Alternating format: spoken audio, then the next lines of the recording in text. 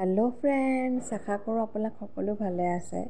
আপোনালোকে বাৰু এইটো ৰেচিপি আগতে বনাই খাইছেনে কমেণ্ট সেকশ্যনত জনাবচোন দেই। ভিডিঅ'টো শেষলৈকে চাব বুলি আশা ৰাখিলোঁ। কাজু, গাখীৰ আৰু পনীৰৰ পেষ্ট এটা বনাই ল'লোঁ। লগতে মই এয়া গাৰ্লিক, জিঞ্জাৰ আৰু অনিয়নৰ পেষ্ট এটা বনাই ল'লোঁ। গোটেইখিনি আচলতে ছেপাৰেটকৈ পেষ্ট বনাই ল'লোঁ। আচলতে ছেপাৰেটকৈ পেষ্ট বনালে আচলতে গ্ৰেভিটো বেলেগ বেলেগ হয় আৰু খাবলৈও আচলতে ভাল লাগে। বাৰু এতিয়া মই ভেজিটেবল অইল লৈ লৈছোঁ। ভেজিটেবল অইলত এয়া বিশেষকৈ পিঁয়াজ, নহৰু, আদা এই গোটেইখিনি পেষ্ট দি দিলোঁ। ইয়াত মই নিমখহে ব্যৱহাৰ কৰিছোঁ, হালধি ব্যৱহাৰ কৰা নাই।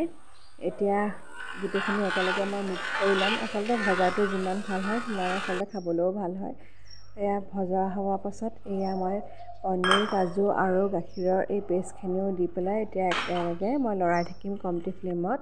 কমটি ফ্লেমত লৰোৱাৰ পাছত দেখিছেনে অকণমান ঘন হৈ গৈছে নহয়। আচলতে আজি কি ৰেচিপি বনাম বুলি ভাবিছোঁ আপোনালোকে শেষলৈকে চাই থাকিবচোন। অকণমান ডালচেনি গুড়িও দি দিলোঁ।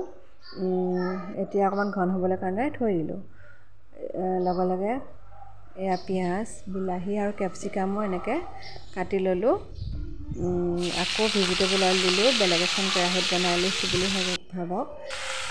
বেলেগ এখন কেৰাহীত এতিয়া গোটেইখিনি ভেজিটেবলছ দি দিছোঁ। আন্দাজমতে নিমখ আৰু হালধিও দি দিম। আৰু আপোনালোকে জলকীয়া গুড়িও দিব পাৰে। মই ইয়াত জলকীয়া গুড়ি ব্যৱহাৰ কৰা নাই। আন্দাজমতে জিৰা দিছোঁ। লগতে মই ইয়াত ধনিয়া গুড়ি দি দিছোঁ। জিৰা গুড়ি অকণমান বেছিকৈয়ে দিছোঁ ধনিয়া গুড়িতকৈ। আপোনালোকে ধনিয়া গুড়িও অকণমান সৰহকৈ দিব পাৰে। লগতে মই এয়া আদা নহৰু পেষ্টটো অকণমান বনাই লৈছিলোঁ, এয়াও দি দিছোঁ। একেলগে মিক্স কৰি লৈছোঁ। একেলগে মিক্স কৰাৰ পাছত এতিয়া মই পনীৰো দি দিছোঁ। পনীৰো আগতীয়াকৈ আপোনালোকে নিমখ আৰু হালধি দি পেলাই ফ্ৰাই কৰি ল'ব পাৰে। মই কিন্তু তেনেকৈ ফ্ৰাই কৰি লোৱা নাই, পাছতহে দি ফ্ৰাই কৰি লৈছোঁ। এতিয়া মই ডালচেনি গুড়ি অকণমানো দি দিছোঁ। ডালচেনি গুড়ি দিয়াৰ পাছত শেষত মই এয়া কষ্টুৰি মেথি দি দিছোঁ। আপোনালোকে এনেকৈ ৰেচিপিটো বনাই খাইছেনে কমেণ্ট ছেকশ্যনত জনাবচোন দেই। এতিয়া মই এই গ্ৰেভিখিনি দি দিছোঁ। এই গ্ৰেভিখিনিৰ ওপৰতে এয়া বিশেষকৈ কাৰাইদাৰ পনীৰ দি দিছোঁ। আৰু আজিৰ ৰেচিপিটোৰ নাম হৈছে মালাইদাৰ কাৰাইদাৰ পনীৰ।